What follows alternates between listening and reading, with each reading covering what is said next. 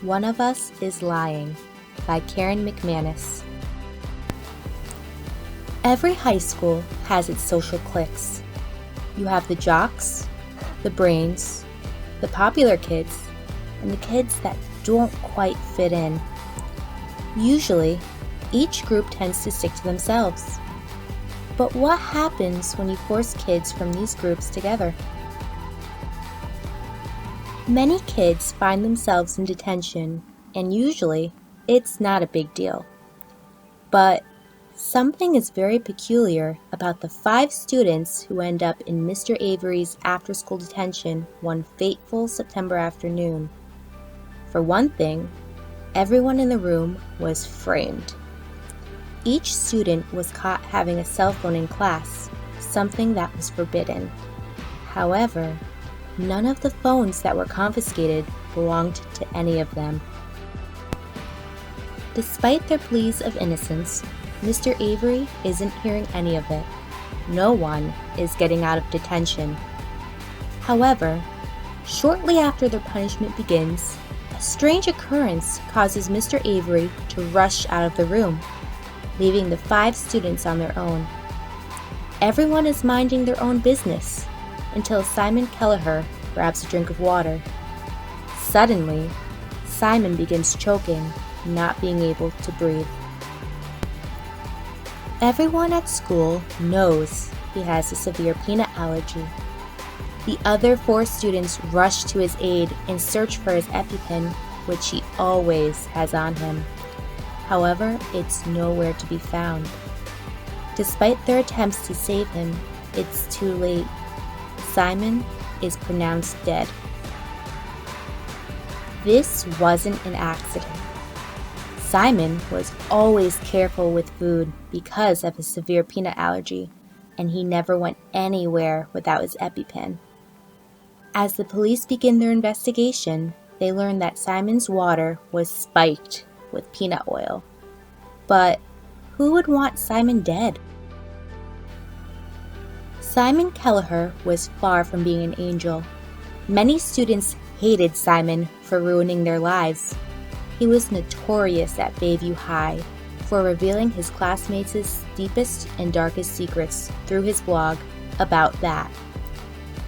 And the thing is that Simon was always accurate. Every single secret he revealed to the student body was true. No one wanted to get on Simon's bad side for fear that they would be next. Because of this, the other 4 students in the room instantly become the prime suspects in Simon's murder. Bronwyn Rojas, the brains.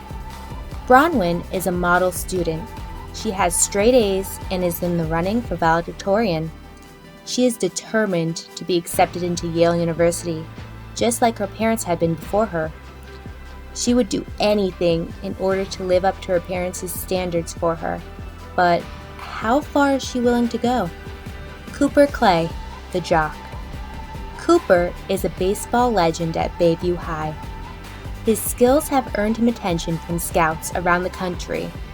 They want him to play for the universities and even professionally. He is put into the spotlight to perform at his best. What will it take to maintain the baseball player persona he has created for himself? Addie Prentice, the popular girl. Addie is part of the popular group at school and is infatuated with her boyfriend. She is always by his side and would do anything he wants her to do. But how much is she willing to do, and what is she willing to hide in order to keep him happy? Nate McCulley, the bad boy. Nate is the typical bad boy at Bayview High. His school attendance is sporadic at best, and he is on probation for drug dealing. His home life is no better, with him having to take over the role of the parent in his house. He doesn't seem to care about anything or anyone else, and it's him against the world. But what would Nate be willing to do to ensure that no one finds out that he's still secretly dealing, something that could put him into jail? In order to clear their names, Bronwyn, Cooper, Addie and Nate have to break down the events surrounding Simon's death and put together what really happened. However, the murderer continues Simon's legacy, posting details and secrets surrounding Simon's death to the student body. The unlikely team is forced to stick together, as it is the four of them against the school, their peers, and everyone else. Who killed Simon? Was it someone in the Bayview Four? Did they all play a role in his untimely demise? To learn the truth and uncover all the secrets, check out One of Us is Lying by Karen McManus.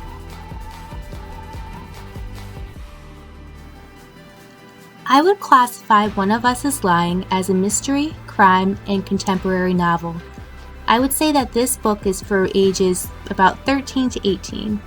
I didn't see any reasons for banning this book, but a few themes which could spark controversy include murder and mentions of drug and alcohol use.